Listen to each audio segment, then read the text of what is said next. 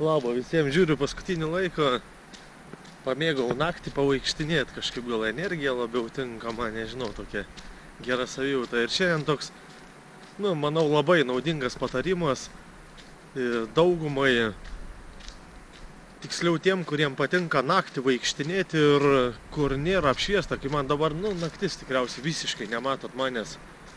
Ir kaip atkreipdėmėsi mašinų, kurios važiuoja iš vienos arba kitos pusės, kad, tiesiog, kad neatsitiktų kažkoks nelaimingas atsitikimas.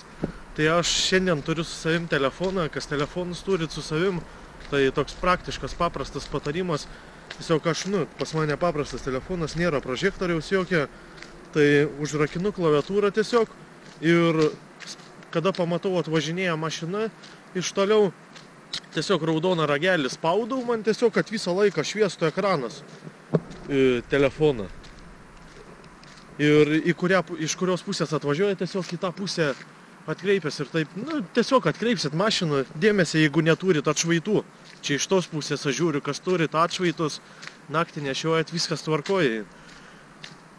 Nešiokit, viskas labai liuks. Tai toks trumpas patarimas, jeigu manat draugam bus naudinga, pasidalinkit, padėsit gal kažkam tai, nes atšvaitus kažkaip, bent man, aš nežinau, gal kada gyvenime ir esu nešiojęs atšvaitą, bet labai retai, net nepamenu iš tikrųjų kada. O telefonus tai visą laiką pratę prie savęs turėti. Tai va, toks trumpas patarimas. Ačiū, iki.